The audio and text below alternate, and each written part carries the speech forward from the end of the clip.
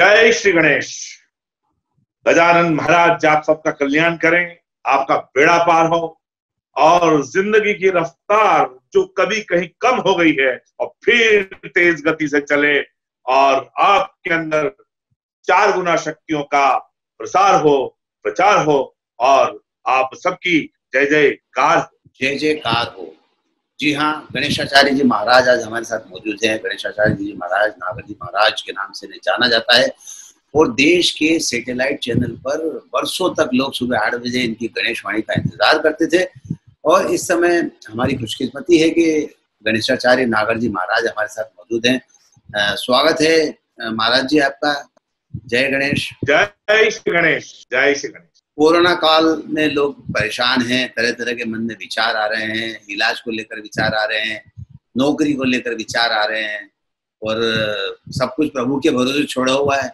आपकी क्या इन सब चीजों को लेकर प्रेडिक्शन है? जोशी जी देखिए, ये जो समय है ये एक तरह का ऐसा समय है जैसे एक मोबाइल हम लेते हैं और थोड़े दिन बाद उसको अपडेट करना पड़ता है। तो अपडेट जब होता है मोबाइल तो उसके बाद में ऑटोमेटिक स्विच ऑफ होकर फिर ऑन होता है। बस ये समय उस तरह का है। प्रकृति अपने आप को अपडेट कर रही है और अपडेट प्रकृति अपने आप को नहीं, हमें भी कर रही है। क्यों? कि हमने प्रकृति के साथ बहुत अन्याय किया है। उसकी प्रकृति और हमारी प्रकृति का कहीं मैचिंग नहीं हुआ। जब मैचिंग नहीं हुआ तो 36 गुण जैसे हम शादी में मिलाते हैं कि 36 में से जितने ज्यादा 24-25 मिल जाए, करते करते करते करते सिर्फ 5 गुण रह गए थे प्रकृति और हमारे बीच में। तब क्या होगा? तब सूर्य का जो धब्बा है वो इतनी तेजी से बढ़ा है कि उसने प्रकृति के जो दूसरे ग्रह थे, नवग्रह जो दूसरे थे, उन सबको टक्कर मार दी। सूर्य के कारण शनि प्रभावित हो गए, गुरु प्रभावित हो गए, मंगल प्रभावित हो गए और शुक्र जैसा ग्रह जो रस विलास कामनाओं का ग्रह और मंगल जो शौर्यता का वीरता का ग्रह, बुध जो वाणी का ग्रह, जो हरियाली का ग्रह और गुरु जो ज्ञान का ग्रह और आपकी रक्षा करने वाला ग्रह और शनि जो न्याय का देवता, उसको भी प्रभावित कर दिया। तो ये जो समय है, अभी ये समय जो कुंभ राशि जैसे मान लीजिए आप, इसका स्वामी भी शनि है, मकर का स्वामी भी शनि है और ये जो शनि है जो मकर राशि का स्वामी होकर स्वयं मकर राशि में आया और उधर केतु धनु राशि में आया पिछले अक्टूबर से। और जब अक्टूबर 2019 से केतु आया तो उसने सारी गड़बड़ करना शुरू की। बड़ा ही जासूस ग्रह है ये, ऐसा एजेंट है जो दिखता नहीं लेकिन मार पूरी करता है। इस केतु ने कहीं ना कहीं चाइना के अंदर वो दिमाग दिया कि ऐसा कोई कृत्रिम ग्रह पैदा किया जाए, कोई कृत्रिम वायरस पैदा किया जाए जो पूरी दुनिया को अपने लपेटे में ले ले। और वही हुआ। केतु अक्टूबर के बाद धीरे धीरे अपने फुल फॉर्म में आता रहा और आप देखिए आज दुनिया का क्या हाल है। आज हम लोग भगवान से भीख मांग रहे हैं, हे प्रभु हमारा जीवन दीजिए। अरे काश पहले ही हमने उसका सम्मान कर लिया होता तो आज ये परिस्थितियां निर्मित नहीं होती। ये सत्य वचन है जोशी। आपने कहा कि हमने अन्याय किया है, हमने उन सब चीजों का सम्मान नहीं किया जिसका सम्मान हमको करना चाहिए था। साथ ही शनि की वक्र दृष्टि पड़ चुकी है। अब वक्र दृष्टि पड़ चुकी है तो इसको लेकर प्रेडिक्शन क्या, उपाय क्या? और लोगों के मन में शंका प्रशंका हमेशा जन्म ले रही है, परेशान है लोग, वे जानना चाहते हैं कि इस तरह की हालातों से मुक्ति कब मिलेगी और इसके उपाय क्या? देखिए, बहुत अच्छा प्रश्न आपने किया। मकर राशि का स्वामी शनि स्वयं अपनी राशि में वक्री हो गया है और यह वक्रत्व सितंबर तक रहेगा। उसके बाद वो फिर मार्गी हो। ग्रह वक्री कैसे होते हैं, थोड़ा इस पे मैं बात कर लेता हूँ। ग्रह वक्री ये समझ लीजिए कि आप तो ट्रेन में बैठे हैं और ट्रेन चल रही है और आपको ऐसा लग रहा है कि पेड़ पौधे बहुत तेजी से चल रहे हैं, ट्रेन वहीं खड़ी है। ऐसा होता नहीं है। शनि अपनी राशि में ही है, कोई उल्टा नहीं चलता, लेकिन उसकी जो स्पीड है, उसकी जो गति है वो थोड़ी स्थिर हो जाती है अन्य ग्रहों को और आगे बढ़ाने के लिए। तब कोई भी ग्रह की जो नैसर्गिक चाल है, जो प्राकृतिक चाल है, जब वो थोड़ी ठहरती है तो उधम मचाती है। तो शनि ये उधम मचाएंगे अभी सितंबर तक और इसके कारण से बीमारी और ज्यादा फैल सकती है। केतु नवंबर तक, बल्कि मैं कह रहा हूं कि भारत देश में दिसंबर तक अपना प्रभाव डालेगा और पूरी दुनिया में या दिसंबर एंड में इस पे थोड़ा सा जो इस वायरस का संकट है वो कम होगा। लेकिन उपाय की जहां तक बात करें, अच्छा गुरु गुरु देखिए, मकर में गुरु आए वो भी नीच के हो गए, इधर केतु उधर राहु। राहु ने ये अच्छा हुआ है कि अभी 4 दिन पहले ही आद्रा नक्षत्र से मृगशिर नक्षत्र में प्रवेश किया है। आद्रा में तो वो बिल्कुल त्राहिमाम त्राहिमाम कर देता है, और अब वो मृगशिर में गया। मृगशिर यानी हिरण का सिर, तो वहां कहीं ना कहीं थोड़ा दया का भाव दिखा सकता है। लेकिन केतु अपनी गति नहीं छोड़ने वाला है, वो धीरे धीरे नए नए रोग ढूंढ ढूंढ के लाएगा, पकड़ेगा और इस बीमारी का आतंक फैलाएगा। बहुत सावधान रहने की आवश्यकता है। जो भी हमारे नियम है, दूरी बनाए रखें। पहले हमारे घर कोई आता था, फोन लगा के आता था, भाई साहब हो क्या, घर पे आ जाए क्या? हम कह नहीं यार, कोई भी बहाना बना लेते थे, यार नहीं आए तो अच्छा है यार, आप खुद घर पे आए। आज देखिए तरस रहे हैं आप लोगों से मिलने के लिए। ये स्वभाव था हमारा, क्योंकि हम बदले तो प्रकृति बदली।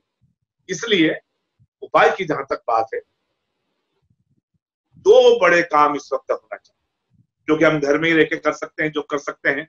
देखिए भगवान ने तो अपने द्वार बंद कर ली है लौकिक भौतिकता के नाम। हम ऐसे देखें तो मंदिर नहीं जा सकते, लेकिन भगवान का मंदिर हमारे हृदय में है, हमारे अंदर है, हमारे मन में। तो हम ध्यान बढ़ाएं, थोड़ा परमात्मा का प्रार्थना करें। और देखिए सबसे बड़ी बात यह कि केतु कितना भी खराब ग्रह हो, लेकिन आखिर वो होता मोक्षगामी है। मोक्षगामी का मतलब मृत्यु या जीवन से मृत्यु नहीं है। मोक्षगामी का मतलब है जीवन में जीते जी ज्ञान प्राप्त कर लें। तो इस समय यदि हम थोड़ा ध्यान बढ़ाएं, और ध्यान भी भगवान शिव का, देखिए सारे देवता, पहले आपने देखा होगा ना, जब राक्षस आतंक फैलाते थे तो सब ब्रह्मा जी के पास जाते थे। ब्रह्मा जी बोलते थे भाई मेरे बस की बात नहीं है, चलिए विष्णु जी के पास चलते हैं। विष्णु जी के पास जाते तो ब्रह्मा विष्णु सारे देवता भगवान भोलेनाथ के पास जाते, तो हम महादेव के पास जाते, और शिव जी कहते कि इसका उपचार मैं करूंगा। वरदान भी वही देते और संहार भी वही करते हैं। तो हमें भगवान शिव की शरण, और ज्यादा नहीं कर सके तो शिव का पंचाक्षरी मंत्र नमः शिवाय, ओम लगा लें, बीज मंत्र हो जाएगा, ओम नमः शिवाय। और शनि न्याय का देवता, प्रायश्चित कर। अपराध सबसे होते हैं जीवन में, कौन ऐसा नहीं है जिसने अपराध नहीं किया हो। ज्ञात अज्ञात जाने अनजाने बहुत अपराध होते हैं, लेकिन प्रायश्चित, प्रायश्चित का भाव रखिए। अपनी झोली फैलाइए परमात्मा के सामने और कहिए हे भगवान, हे दीनपति, हे दीनों के स्वामी, आप सब पे कृपा कर दो। भावुक होइए आत्मा से, अंतर मन से। अरे तुम आंसू बहा के तो देखो परमात्मा के सामने, तो 100 आंसू रो करके तुम्हारे कष्ट हर लेगा, सारे कष्टों से तुमको मुक्ति दे देगा। और लेकिन उसके साथ दगाबाजी नहीं, उसके साथ छल कपट नहीं। सबके साथ कल, परमात्मा के साथ नहीं। सब देखता है, 1000 हाथ है और लाखों नेत्र है परमात्मा। तो एक तो ये कि ओम नमः शिवाय, घर में अगर शिवलिंग है जल से अभिषेक करिए भगवान शिव का। शनि की बात मैं कह रहा था, गरीबों की सेवा। अभी देखिए मजदूरों के क्या है। शनि ने मजदूरों का जो प्रतीक है, जो प्रजातांत्रिक ग्रह है, डेमोक्रेटिक स्टार है हमारा शनि, और वो इस वक्त मजदूरों पर, क्योंकि उसकी भी नहीं चल रही है। केतु महाराज, केतु कि मैं केतु, यही नाम है केतु का, और उधर राहु। ये ऐसा मंजर, ऐसा माहौल पैदा कर देते हैं कि मनुष्य की चाल को बिल्कुल अराजक स्थिति में खड़ा कर देते हैं। ये अराजक स्थिति, मजदूर देखिए दया के पात्र बन रहे हैं, सब तरफ बेचारा कोई मारा जा रहा है। एक मध्यम वर्गीय परिवार है और उससे वो आर्थिक कष्ट में, लेकिन सबसे ज्यादा शारीरिक, मानसिक, आर्थिक, भौतिक, तात्विक, इहलौकिक, पारलौकिक सारे कष्ट अगर कोई भोग रहा हो मजदूर है। तो शनि हम सबका इस वक्त रखवाला है, और शनि के इष्ट देव है भगवान शिव। तो हम शिव और शनि को पकड़े। शनि ओम प्राम प्रीम प्रोम सह शनेश्वराय नमः, एक माला नित्य जप। अभी तो शनिश्चरी जयंती गई है, आज शनिवार को, शुक्रवार को गई, आज मंगलवार है। मंगलवार में भी हम जो है भगवान शिव, शनि और पंचमुखी हनुमान, उनकी साधना कर सकते हैं, उनकी शरण में जा सकते हैं। हनुमान चालीसा जितनी पढ़ें और ओम हम हनुमते नमः, इसकी भी एक माला जपें। देखिए आप करिए, और प्रायश्चित मन से, आत्मा से, दुआ से होना चाहिए। ये मेरा आपसे निवेदन है। जी प्रभु जी। क्या लगता है, आपने कहा, बहुत अच्छी बातें बताई कि शनि न्याय का देवता है और शनि महाराज कहीं ना कहीं न्याय जरूर करेगा। शिव के साथ आराधना कीजिए तो शनि महाराज आपके साथ न्याय करेंगे। और साथ ही आपने बहुत अच्छी बात कही कि जब हमने प्रकृति और कुदरत के साथ छेड़छाड़ की और उसको कुछ नहीं समझा तो निश्चित तौर पर हमें परिणाम भोगना पड़ेंगे। और साथ ही एक अच्छी बात ये भी निकल रहा है कि आपने एक पत्रिका का उदाहरण दिया कि 36 गुण किसी के विवाह में लाए जाते हैं और 36 गुणों में से कुछ गुण मिलते हैं, लेकिन यहाँ तो इतनी स्थिति खराब हो गई कि सिर्फ 5 ही गुण मिल रहे हैं। तो एक बड़ी बात निकल कर सामने आई। अब शनि के कोप से, और शनि न्याय का देवता है, इससे मुक्ति के लिए आपने शिव की आराधना की बात कही है। अगर हम राशि के हिसाब से बात करें तो इस बीमारी का प्रभाव किस राशि के जातकों पर ज्यादा हो? बहुत ही लोक कल्याण का प्रश्न आपने पूछा। जैसे नारद जी विष्णु जी से पूछते हैं हमेशा कि भाई नाना प्रकार के दुख से व्यथित है ये पृथ्वी के लोग। आपने बहुत अच्छा प्रश्न पूछा जोशी जी। देखिए 3 राशि साढ़े साथी के प्रभाव में है, धनु, मकर और कुंभ। ये 3 राशियों को तो बहुत अत्यधिक ध्यान रखने की आवश्यकता है। शनि की ढैया में मिथुन राशि और तुला राशि चल रही है। इन दोनों राशियों को, यानी 12 में से 5 राशि इस वक्त भगवान की विशेष नजर में है। सबसे बच लो, वहां से नहीं बचोगे। सही बात। तो देवता प्रत्यक्ष अप्रत्यक्ष सैटेलाइट से अपना कैमरा लगा के आपको देख रहा है तुमने क्या क्या गतिविधियां की है, क्या नहीं की। तो मिथुन, तुला, ढैया और धनु, मकर, कुंभ साढ़े साथी के प्रभाव में है। आपको खास तौर पर धनु राशि के जो लोग हैं, संक्रमण, क्योंकि आपकी राशि में ही केतु का भ्रमण चल रहा है, और उधर मिथुन राशि राहु का भ्रमण चल रहा है, इधर गुरु भी नीच का है मकर राशि में। आपको अपने लीवर और पेट का ध्यान रखना है। एक बात और कहते कहते याद आ गई, इसको मैं अपने विषय से जोड़ूंगा। अभी आने वाले समय में सबको लीवर की समस्याएं बहुत ज्यादा होंगी, जॉइंटिस बहुत ज्यादा हो सकते हैं। पानी, खान पान और अपने रहन सहन में बहुत बड़ा बदलाव करने की आवश्यकता है, वरना जॉइंटिस बहुत तेजी से घेर सकता है, क्योंकि गुरु नीच का है। नीच का गुरु का संबंध सीधा पेट और लीवर से है, तो अपने उदर को बचाने की आवश्यकता है। गर्म पानी हमेशा पीते रहें, यही एक मात्र सुरक्षा कवच है इसका। बाकी मैंने मंत्र आपको दिए हैं। हाँ, तो कौन कौन सी राशियां, मेष राशि वालों को मैं ऐसा मानता हूं कि कुछ उपाय करने की आवश्यकता है। क्रोध से बचना है उन्हें, अपनी दिनचर्या को बदलना है, थोड़ा सूर्योदय के पहले उठना है, सूर्य को नमस्कार और जल चढ़ाना है। वृषभ राशि, क्रोध से बचना है और अपनी जो धीमी गति है, आलस्य भाव है, उसका त्याग करना है और आपको महालक्ष्मी की आराधना करना है। मिथुन राशि के लोग, आपको रोज सुबह जल्दी उठ करके योगा प्राणायाम करना है, क्योंकि आपके फेफड़े बहुत जल्दी इफेक्ट हो सकते हैं, तो आपको लोम विलोम प्राणायाम करना चाहिए। कर्क राशि के जो लोग हैं, चालबाजी से बचें। जैसे चंद्रमा आपकी राशि का स्वामी है, आपके मन को बहुत ज्यादा व्यथित करेगा और दूसरों के साथ चालबाजियां मत दिखाइए, लेकिन आप भगवान शिव की आराधना करके अपने मन को शांत कर सकते हैं। सिंह राशि के जो लोग हैं, उन्हें भगवान सूर्य की आराधना करना चाहिए। उनका ताप आपके अंदर जाएगा, आपकी हड्डी, आपका ज्वाइंट्स, आपके सब कुछ मजबूत होंगे। तो सूर्य भगवान को अर्घ्य देने की कोशिश करें और नित्य देही और ओम घृणी सूर्याय नमः इस मंत्र से आप भगवान का अर्घ्य दें, आपका कल्याण होगा। कन्या राशि के लोग 2 तरह की मानसिकताओं से बचें। घर से बाहर बहुत ज्यादा नहीं जाएं तो लोगों से मिलना जुलना कम करें। वैसे सभी लोगों को ये नियम पालन करना है, पर कन्या राशि आपके लिए विशेष है। तुला राशि के जो लोग हैं, उन्हें संतुलन बनाने की आवश्यकता है और उनके घर में, परिवार में बीमारियां बढ़ सकती है। खासतौर पे अपने भाई के जो परिवार में महिलाएं हैं या अपने परिवार में माता और बहनें, उनके स्वास्थ्य का विशेष ध्यान रखें। आपको भी लक्ष्मी नारायण भगवान का ध्यान करना है, उनके नाम का जाप करना है। वृश्चिक राशि के जो लोग हैं, वो अपने मन की गति को नियंत्रण में रखें। आपका घोड़ा मन का बहुत तेजी से दौड़ रहा है इस वक्त। तो पांव कहीं और है, शरीर कहीं और है, ये चीजें यहाँ बोल रहे हैं, कहीं वहां बोल रहे हैं, ये नहीं चलेगा। इसके लिए आपको चंद्रमा की आराधना करना है, विधवा स्त्रियों की सेवा करना है, आपका कल्याण होगा, बेड़ा पार होगा। धनु राशि के लोग बहुत मेहनत कर रहे हैं, आपको अपने सेहत पर विशेष ध्यान देने की आवश्यकता है। चुनौतियां रहेंगी थोड़ी आर्थिक पक्ष की आपको, लेकिन आप पीली चीजों का दान करके थोड़ी मुक्ति पा सकते हैं, बेड़ा पार होगा।